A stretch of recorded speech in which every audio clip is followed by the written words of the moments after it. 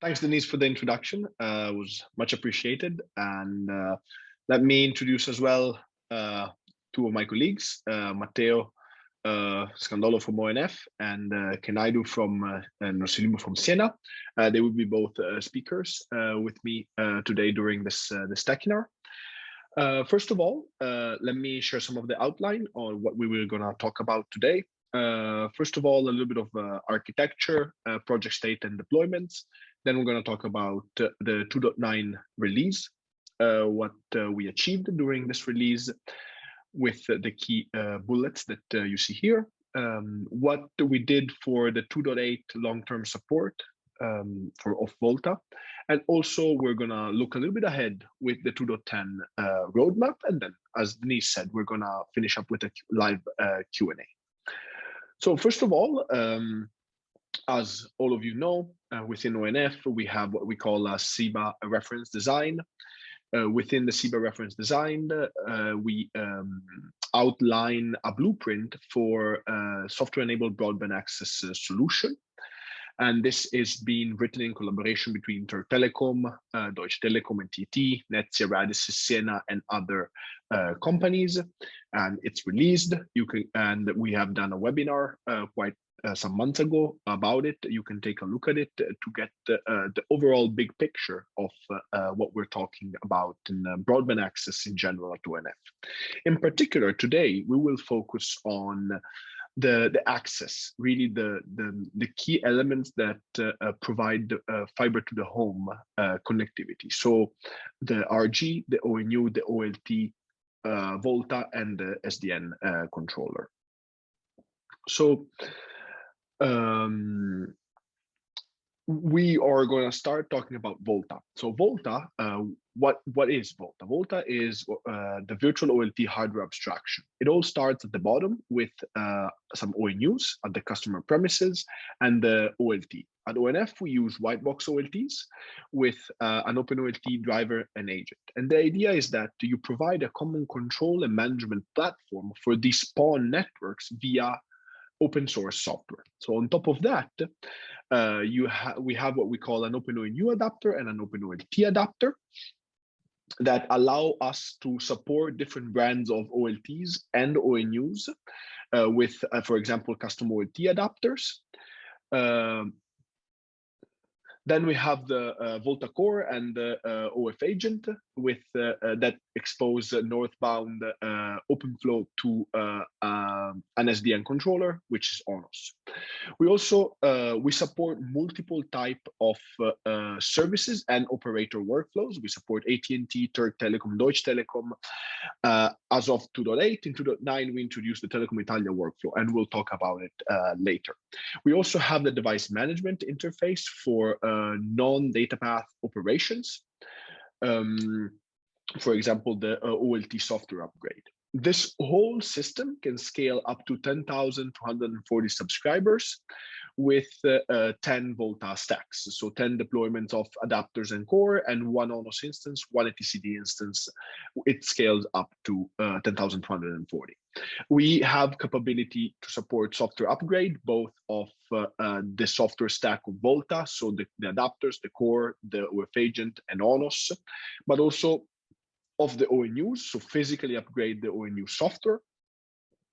We provide a lot of testing, and we'll talk about it later. And for the first time, we actually achieved, since the last release, release 2.8, the first long-term support release, where ONF commits to support a release with bug fixes and testing for 18 months. So we released in June 2.8, and the long-term support ends in December 2022. So from June 2021 to December 2022, we have a long-term support. And that's why we're going to talk about later about what we did for the support of 2.8.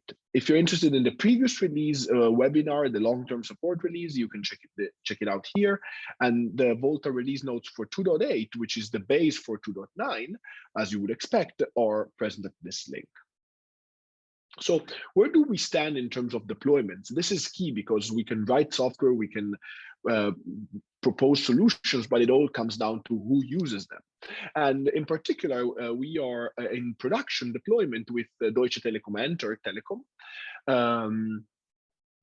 With Deutsche Telekom, we're looking at expanding our footprint with the VOLTHA 2.10 release, especially because they want the integration of FTTB, and we'll talk about the roadmap later. With Turk Telekom, we started with an initial deployment, but we have scaled to millions of subscribers within the past years and in the upcoming year. And you can read more about it in these links. As Denise said, we will share the slides and the video with you. So with that, let me give the floor to Ken, who's going to talk about one of the key things that we did in VOLTHA 2.9, which is the move away from Kafka to gRPC for inter-container communication within the VOLTHA stack. So Ken, go ahead. Okay, thanks, Andrea. So maybe a little bit of history here. In VOLTHA 2.0, we decided to have multiple containers. Before, there was one single container where the core and the adapter code were all there. So in 2.0, what we did, we separate that. So we have a container for the core, we have containers for the adapters, each one of them. One of the main requirements that we had at that time was to have an HA implementation. What it means is you can have multiple instances of the core working in active-active mode, same as adapters. So in that kind of requirement, it makes sense to have something like a Kafka communication between the core and the adapters, because that enable pretty much Kafka as a multi-point to multi-point communication engine. Pretty much what you can do, you can have a topic that you register on Kafka. Suppose you have two cores, they can register a single topic on Kafka, and both of them are able to listen to that.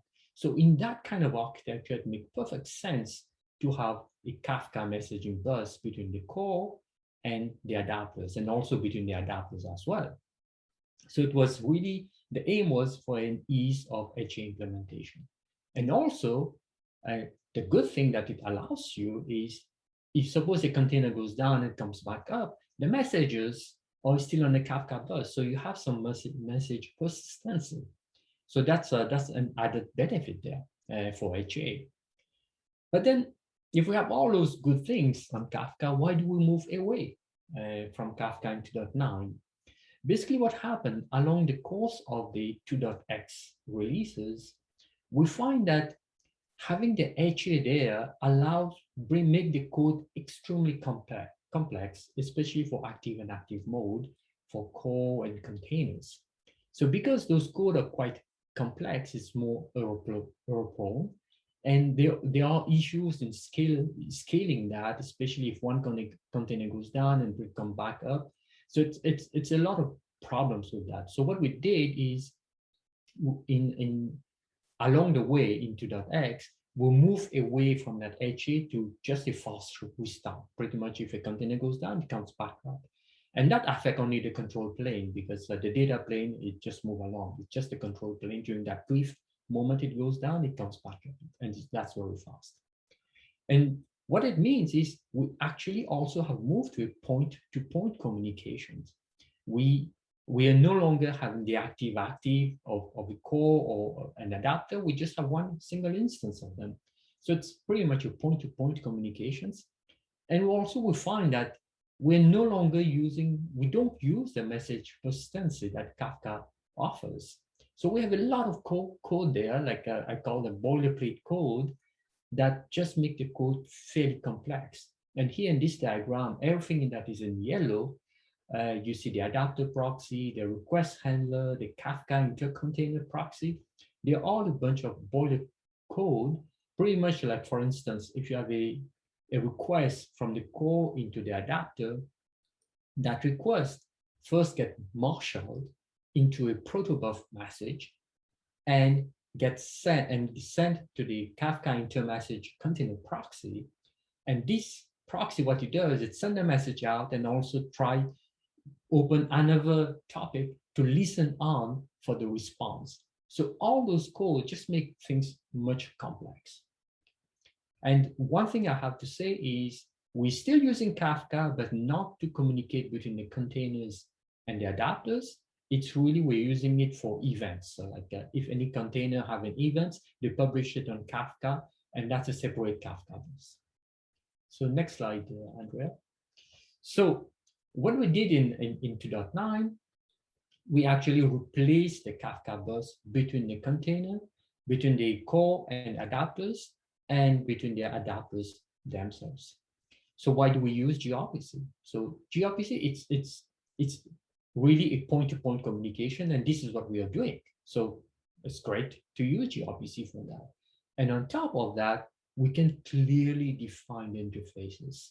Like we define them in the protobuf, we define all those APIs in the protobuf, and this is what any container adapters or core have to implement those APIs. It's much clearer code, and the code is simple. There's no boilerplate code. If we want to invoke an API, we just invoke it. There's no marshalling and marshalling of things happening. And what this does, it leads to improve performance. And if we look briefly high level on the implementation side of things, most of the heavy lifting of the gRPC is implemented in the VOLTHA libgo. Pretty much the core will just use what the VOLTHA libgo is offering, like a gRPC client, and the same as adapters. So the code change in the core and the adapters are not that much, because the majority of things like if a connection goes down and have to reestablish a detection of code of a container going down, is all done in VOLTHA libgo.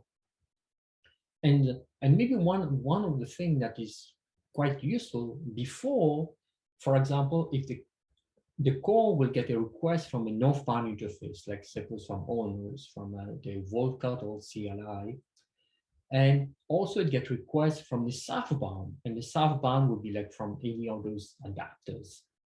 Basically, what was happening is you have a piece of code. Let's say they are calling a get device, for example. The northbound will call a gRPC, that will call the code in the core internal to call get device. But from the adapter side of things, it will come in, it will get unmarshaled, and then unmarshal completely before it even called that get device API. Now what we have the same code, the get device is being invoked directly from northbound and southbound. So there's no middleman, if you want, into it. And both the core and the adapters, they follow this pretty much the same kind, similar kind of architecture, in the sense of they have to have a gRPC server that implement that interface. And whenever they need to call an adapter or a core, then they use the gRPC client for that. The core has a gRPC client to each of the OLT adapters and ONU adapters. And like, for example, the ONU adapter also will have the gRPC server, will have a client towards the core and the client towards the OLT adapter. And the OLT adapter, same thing, will have the gRPC server, a gRPC client to the core, and can have multiple gRPC client to the ONU adapters, because you can have multiple ONU adapters. So bottom line, this has led to overall better performance. The code is much simpler. And as I said, there's a lot of reusable code. So there's things are much simpler, and our interfaces are much better defined now. So in a way, that makes it a better long-term release support. And that's it, Andrea. Thanks, Ken. Yeah, this was a great achievement, and it also allowed some performance enhancements, as we'll see later. So next up, I would like to give the floor to Theo instead to talk about the OLT application rewrite on top of ONOS. Okay, so as Andrea showed in the diagram at the beginning of the presentation, ONOS is the control application that manages the connectivity instruction in the VOLTHA system. One of the fundamental pieces of ONOS is what we call the OLT application. That is the one that is responsible based the operator workflows to create the appropriate routing instruction into the devices. So historically, this application was written as a proof of concept around 4 years ago when we started thinking about VOLTHA to demonstrate that it was possible to use an SDN controller to manage a passive optical network. And from there, it was evolved till VOLTHA 2.8 to support a multitude of subscribers. But the main architecture was not designed with scalability in mind. So the code was starting to get very complex and it was very hard to manage race conditions and to synchronize the thread and all of that kind of stuff. So after 2.8, we decided it was a better choice to rewrite the application from scratch than to keep hacking together what we had. And the main reason to do that was simplifying the code, have a better multi-threading structure, and have a much better support for different workflows that will possibly come in the near future. So the whole idea of the new application is based on a queue mechanism for events and subscriber provisioning. We'll see what that means in the next couple of slides. We implement a better way to have feedback from the flow installation. We implemented a better separation between the workflows, so it's easier to handle them. And as a result of this, we saw pretty much a 2x performance increase in the application itself, even though this was not the main reason to rewrite it from scratch. One thing we focused, since VOLTHA 2.8 is the long-term release and operators have deployed it in the field, was to have an API that was absolutely compatible with the existing version of the application. So effectively, if you swap the old version of the application that was 4.x with the new version that is 5.0, you'll find the exact same command and the same exact REST APIs, and it will look absolutely the same to any external facing system. Can you go to the next slide, Andrea? So we said that everything is based on a queue in this new application, and everything starts with an event happening in the system. For example, a port add or a port updated. But these events can also be provision a subscriber or device up, device down, that then will be handled correctly. And we have a series of queue, one per connect point. A connect point is what ONOS perceive as a uniport on the UNI, a uniport on the ONU device. And we need to have one queue per connect point, as we need to guarantee the order, the ordering of events while allow for parallelization. So once we get an event, this event gets sent to the appropriate queue, and we have an handler that is basically an infinite loop, and it, of course, multi-threaded, that will keep iterating over these queues and peak at the first event in the queue. What happens is that it reads the content of the event without removing it from the queue, and then it goes on and process the event. We'll see in the next slide what process the event means, but we can have two outcomes of the event processing. The happy case in which the event is processed successfully, and at that point we remove it from the queue so we can go on and process the subsequent events, or it can fail. And failure generally doesn't mean an error, but means that some precondition that is required to process that event has not been met yet. And in that case, the event simply stays in the queue and will be retried with the next iteration of the handler. In this way, we have the guarantee that the order is consistent. but we keep iterating through different queues, so we're not stuck on the same event waiting for the precondition to be satisfied. So if we look at example for one particular event, in this case, we are looking at a port added event. This means that we have connected a new to our network and the uniports are reported to ONOS. We generate this event through VOLTHA that discovers the new, we send it up to ONOS and ONOS reacts to that. The first thing we're gonna check is whether it is required to install an EPOL flow for authentication or not. And when the case is yes, we need to check, can you click, Andrea? We need to check whether the meter is present. And again, this is the precondition we were talking about. In this case, the meter was not present, so we are going to ask ONOS to create the meter that is basically the bandwidth profile for that flow. And we fail the handling of that event. That means that the event stays in the queue and at the next iteration, we'll go back. We ask again the same question.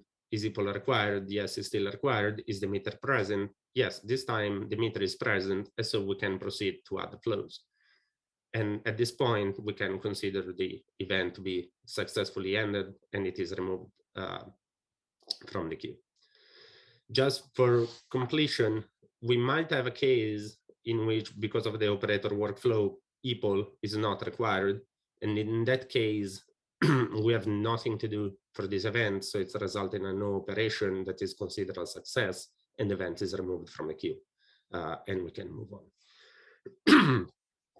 As you can see in this slide, this is a more complete flow diagram of the various cases that can happen in the application. Of course, aside all of this decision, there are some control maps to keep track of the state of the system, as ONOS is the component in the solution that is always aware of what the state should be. If you are interested in knowing more, there is a more complete documentation at that link on GitHub and on docs.voltha.org.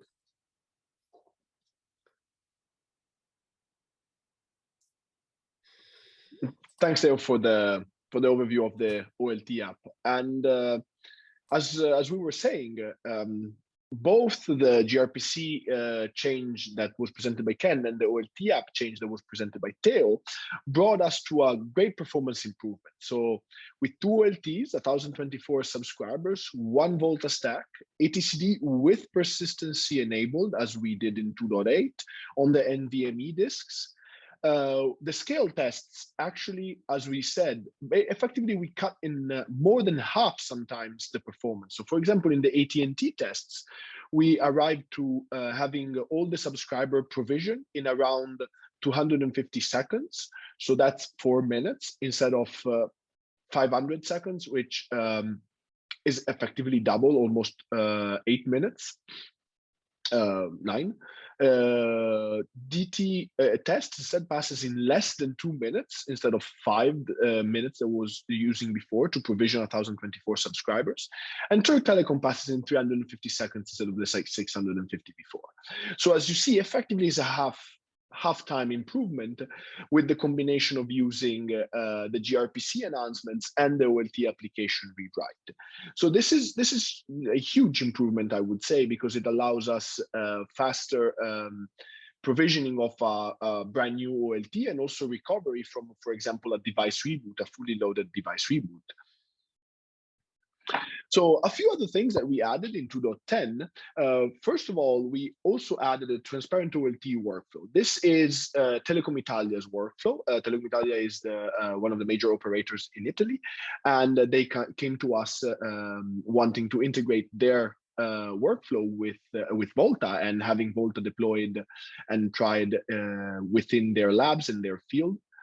So what we added was a transparent VLAN forwarding at the OLT, meaning that now if you configure the S tag with 4096, the ONU swaps the VLAN, but instead the OLT forwards the VLAN forwards the traffic without any VLAN operation. And as I said, this is the high-speed internet access workflow of Telecom Italia, and you can see a little bit better diagram as I have described here.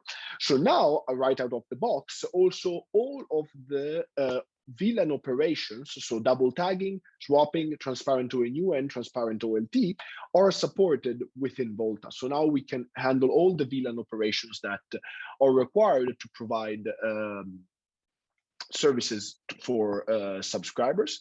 And I'd like to thank for the contribution of Telecom Italia workflow, Telecom Italia guys and the reply team that works with them for having this contribution up in the 2.9 release. Something else, two other key elements that we added in VOLTHA 2.9 is that we moved to ONOS 2.5.5 that included a key bug fix for allowing us to have in-service software upgrade of an ONOS instance. So if you want to go from a minor version of an ONOS instance, let's say 2.5.5 to 2.5.6, you can now do so by providing some commands to the ONOS cluster that bring up new instances of ONOS. Then you transfer the mastership of the devices to these new instances, and then you effectively kill the old instances, and the new instances still manage the devices, so there is no cluster downtime, and there is no impact to the data plane and the flows and all the configuration that is done via ONOS. If you're interested in how to do so, there is some documentation about ONOS ISSU that is provided here. The other major thing that we did in 2.9 is that we spent quite amount of work and time into making sure that we do the best cleanup possible in a TCD. So we found out that we were leaving behind some stale data. So we found out that whenever a delete device was issued or some tech profile deletion, in the case of removing of things from the system, we found out that even with flows and groups and meters, deletion on the ONU, we were leaving stuff behind. And that was impeding the performance of our storage, so etcd, because it was growing in space without actually having need for that growth, because that information was not needed anymore. So we actually went in and did tests that check that everything gets deleted after a device gets removed, after some flows gets removed, and we actually go in and check the keys in the TCD and make sure that those are gone. So with that, we do a proper cleanup of the state, and we have a lesser and smaller footprint and faster etcd storage cluster. So moreover, we also spend time in stabilizing the platform. And by this, I mean bug fixes and enhancements to existing features. For example, for the ONU interaction, we did some enhancements in the OpenONU adapter with prioritized OMCI sending. So you can now prioritize types of messages depending on what type of thing the OMCI message carries. So if it's a configuration or a reboot of the device, it gets priority over, for example, a transfer of a new ONU image. We also included relaxed decoding and storing of unknown MEs. So now we do not fail the relationship with an ONU if that ONU pushes unknown MEs to VOLTHA. We actually now are capable of try and decode them. If we can't, we just store them so that we can still have the template available. And that's a huge thanks to the folks at Atron and Tibet for that. We also introduced PM counter reset and flow serialization and queuing mechanism for enhancing the OpenONU adapter with faster speed. And that's also possibly something that contributed to the higher speed and faster performance that we discussed before. We also included enhancements for the ONU image upgrade with abort during any phase, correct indication statuses, and multiple ONUs at the same time. We did some few fixes over there. We also introduced the capability to do flow deletion during reconciliation, meaning after a container restart. We avoided a deadlock in flow and gem port in the multi-UNI scenarios. And there's been also other bug fixes and error reporting around around some error reporting in the OpenOLT agent and adapter, and various other bug fixes. Moreover, as you know, we always push a lot to extend the testing suite that we have in order for us to improve and make sure that all the functionality that we include does not break anything that was there previously. So we expanded the multicast tests for Turk Telecom from 1 to 5 scenarios. So we are now capable of testing different conditions under which two RGs join the same channel, join different channels, leave the channels, but also different ONUs on the same PON join the same channel or join different channels. So we did this mix and match of configuration, and we did all the tests for this. So to make sure that the multicast capabilities that VOLTHA has and ONOS have are properly tested. We also added support for subscriber unitag per service provisioning, because that is how actually Turk Telecom provisions services, one at a time for each subscriber. We also added new multi-UNI, multi-ULT, and extended software upgrade tests for the OpenONU Go adapter. It was a key addition to the restart test that we already had is that now the ping in the background is continuously running during the whole duration of the restart of a certain container. So we make sure that there is no data plane impact for the restart of a container. We enhanced the soak job for DT with actual subscriber provisioning to reach 1024. So we're now testing actually 1024 subscriber in soak with a few physical ones and mostly virtual ones, just because we don't have 1024 ONUs in the lab in Menlo Park. We also, as I said before, added the tests to make sure that we completely deleted all the stuff from etcd. We're now at 180 plus tests between BBSIM and hardware. And if you're interested, you can go and check out the tests on Jenkins. In the VOLTHA 2.9 release, we also spent some time integrating the 3 new devices. So during 2.9, we both integrated these in the 2.9 release, but also in the 2.8 release. So this is why you see VOLTHA 2.8 adds, because we integrated in both the long-term support and the existing master of VOLTHA these 3 devices.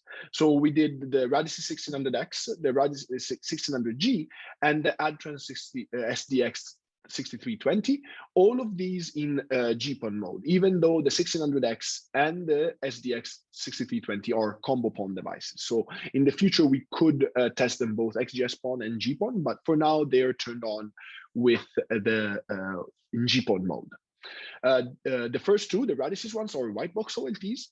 The Adtran, it's a white box in the sense that the design is Adtran's design, but it integrates with VOLTHA, but it provides their own adapter. So it doesn't run the OpenOLT agent, but it runs their software, and it's integrated with VOLTHA through the custom Adtran adapter that we test in our Berlin lab.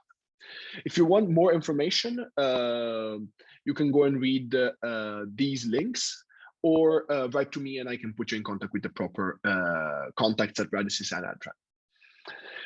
So as I said before, we have these tests that run nightly, and these tests that we added also run on these new OLTs.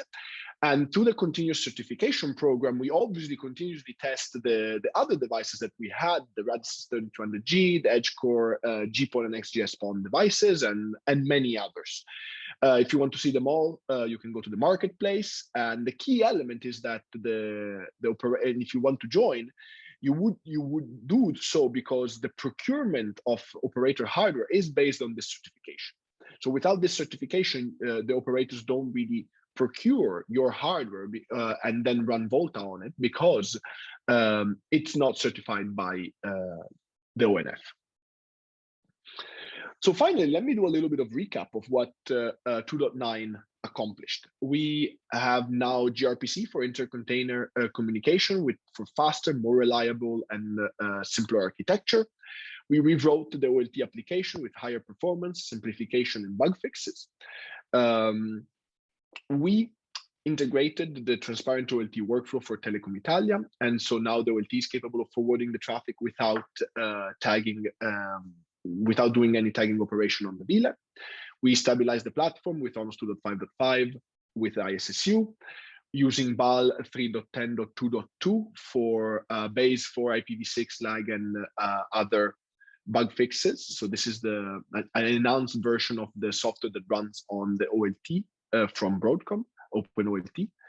We introduced some MCI enhancements. We did the TCD cleanup, so a lot less data, no stale data, smaller footprint. We made bug fixes, and we added tests, multicast, the background ping, and the data cleanup, and many others. We also certified new OLTs, as we just saw, and you can read more about all of this in the usual release notes page that you can find in our docs.voltha.org. And what I'm really proud of is that we integrated all of these elements with no functionality, testing, or scale regressions. So we're still very much capable of doing everything else we did in 2.8, but with the addition of these things, with no regression or impact to any of the rest of the system. So before we move forward and looking at what we will do in 2.10, let me spend a little bit of time on discussing the fact that within VOLTHA 2.9, we also spent a lot of effort in supporting VOLTHA 2.8. So whenever something came up in VOLTHA 2.9, we would always ask the question, is this something that we can backport to the LTS release to make it better, to bug fix something, to make sure that it runs as best as it can in the operator's deployment? So given that we committed to do this support,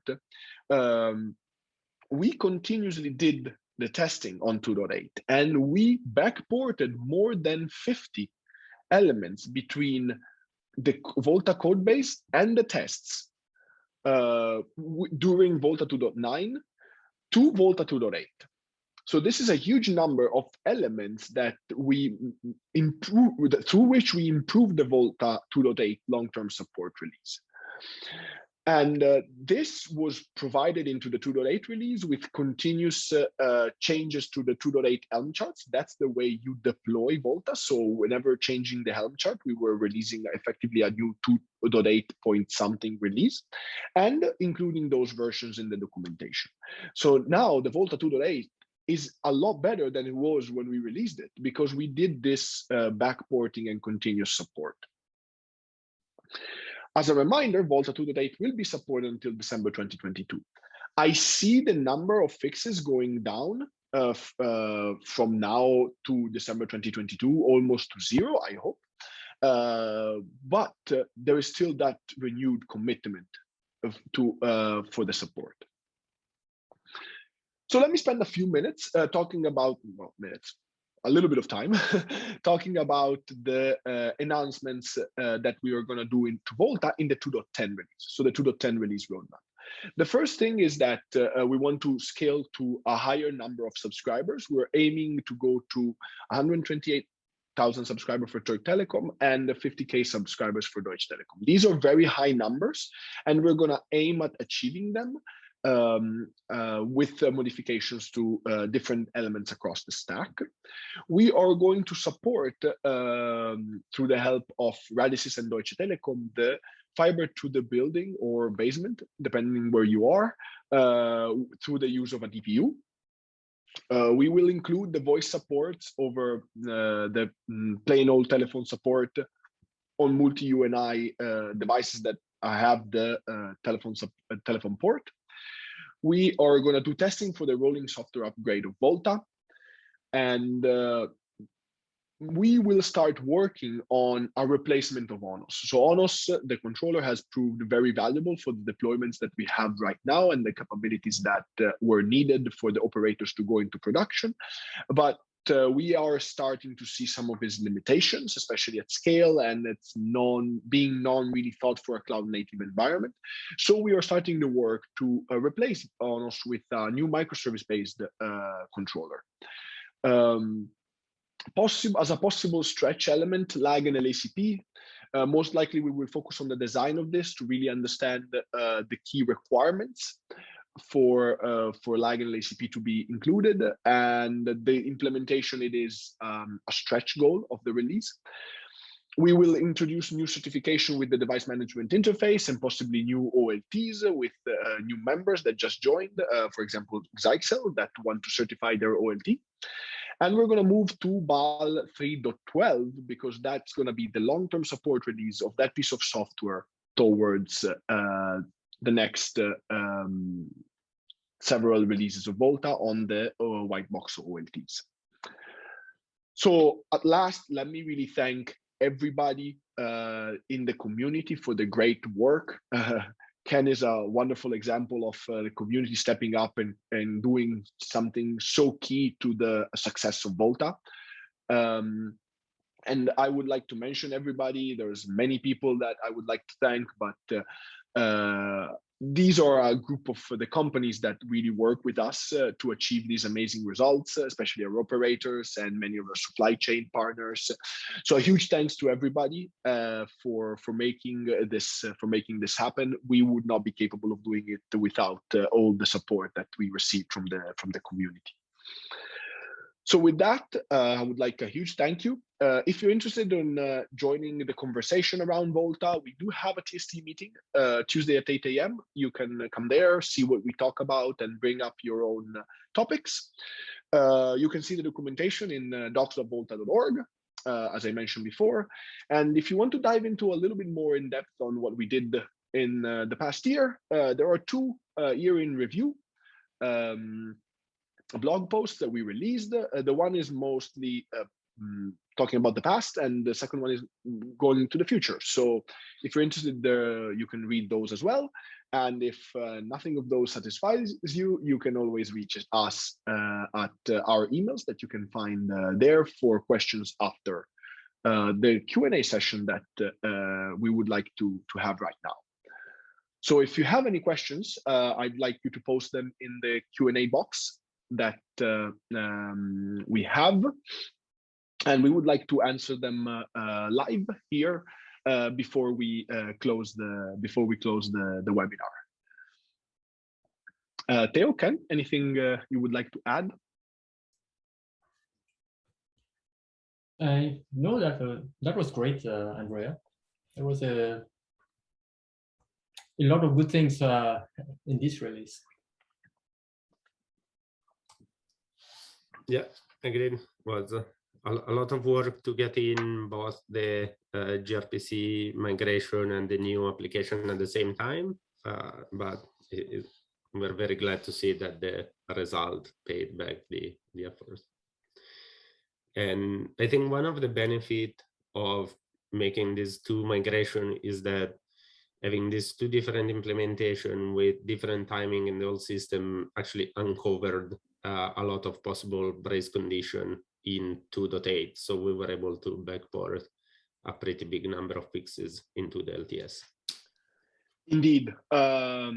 Thanks, Theo, for bringing that up. Those, when we talked about those 50 elements that were more than 50 elements that were backported to the code base, most of those were fixes to possible race conditions that would happen in the 2.8 code base that were uncovered by the fact that the timing of the communication between Kafka and gRPC was different. So we found out that there could be possible race conditions, and even though they were not maybe apparent in Kafka, they could still happen with the Kafka implementation. So we went in and fixed those during the 2.9 release and ported them to 2.8. So that was really good.